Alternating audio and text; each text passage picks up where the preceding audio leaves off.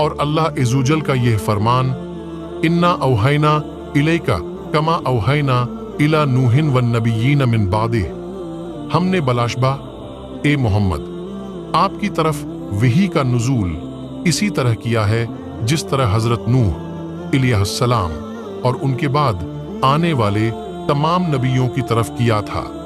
آپ فرما رہے تھے کہ تمام اعمال کا دارومدار نیت پر ہے اور ہر عمل کا نتیجہ ہر انسان کو اس کی نیت کے مطابق ہی ملے گا۔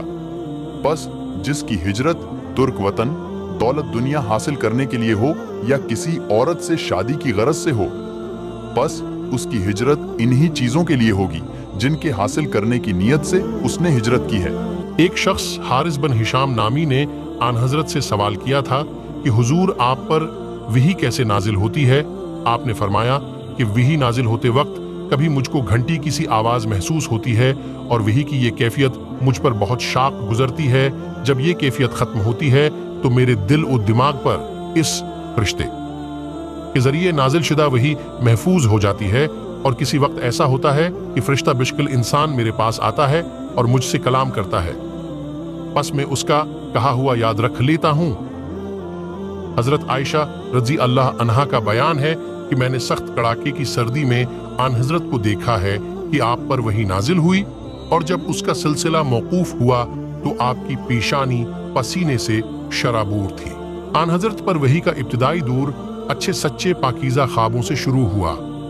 آپ خواب میں جو کچھ دیکھتے وہ صبح کی روشنی کی طرح صحیح اور سچا ثابت ہوتا۔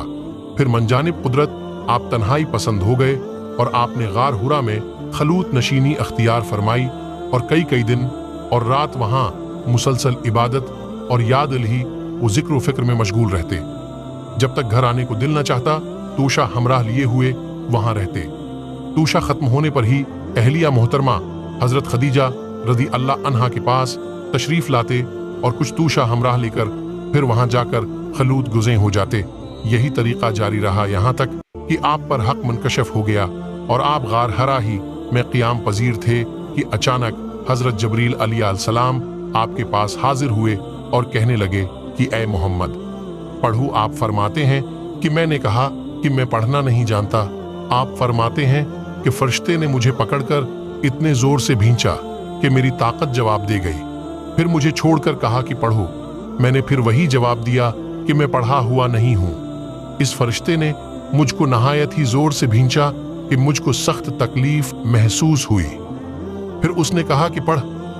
میں نے کہا کہ میں پڑھا ہوا نہیں ہوں۔ فرشتے نے تیسری بار مجھ کو پکڑا اور تیسری مرتبہ پھر مجھ کو بھینچا، پھر مجھے چھوڑ دیا اور کہنے لگا کہ پڑھو اپنے رب کے نام کی مدد سے جس نے پیدا کیا اور انسان کو خون کی پھٹکی سے بنایا۔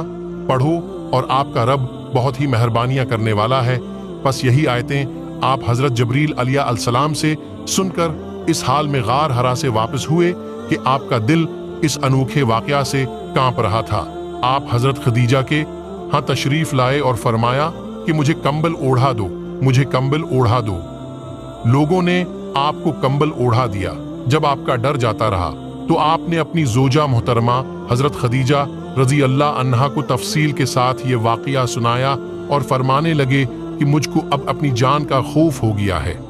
آپ کی اہلیہ محترمہ حضرت خدیجہ رضی اللہ عنہا نے آپ کی ڈھارس بندھائی اور کہا کہ آپ کا خیال صحیح نہیں ہے۔ خدا کی قسم آپ کو اللہ کبھی رسوا نہیں کرے گا۔ آپ تو اخلاق فاضلہ کے مالک ہیں، آپ تو کنبہ پرور ہیں، بے کسوں کا بوجھ اپنے سر پر رکھ لیتے ہیں، مفلسوں کے لیے آپ کماتے ہیں، مہمان نوازی میں آپ بے مثال ہیں اور مشکل وقت میں آپ امر حق کا ساتھ دیتے ہیں۔ ایسے اوصاف حسنہ والا انسان یوں بے وقت ذلت و خواری کی موت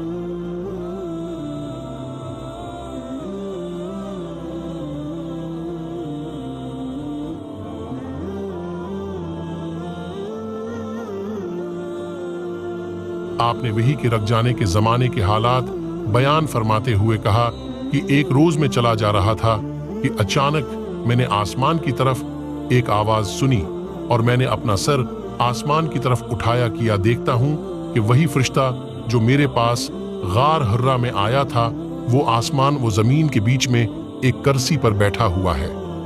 मैं उससे डर गया और घर आने पर मैंने फिर कंबल ओढ़ने की ख्वाहिश जाहिर की।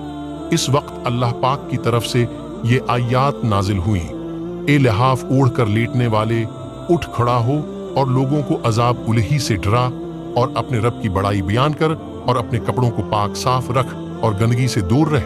उसके बाद वही तेजी के साथ पे दर पे आने लगी। इस हदीस को यही बन बकीर के अलावा लीस बन साद से, अब्दुल्लाह बन यूसुफ और अबू सालिह ने भी रवायत किया है और अकील के अलावा ज़हरी से हिलाल बन रवाद ने भी रवायत किया है। यूनस और मामर ने अपनी रवायत में लफ्ज़ फवादा की जगह वादरा नकल किया है। उन्होंने इब्न अब्बास रज़ी अल्लाह अन्हुमा से कलामुल्लाह तहर्रुक अलुह की तफसीर के सिलसिला में सुना कि रसूलुल्लाह नुज़ूल कुरान के वक्त बहुत सख्ती महसूस फरमाया करते थे और उसकी अलामतों में से एक ये थी कि याद करने के लिए आप अपने होंठों को हिलाते थे। इब्न अब्बास रज़ी अल्लाह अन्हुमा ने कहा, मैं अपने होंठ हिलाता हूँ जिस तरह आप हिलाते थे। सईद कहते हैं, मैं भी अपने होंठ हिलाता हूँ जिस तरह इब्न अब्बास रज़ी अल्लाह अन्हुमा को मैंने हिलाते देखा।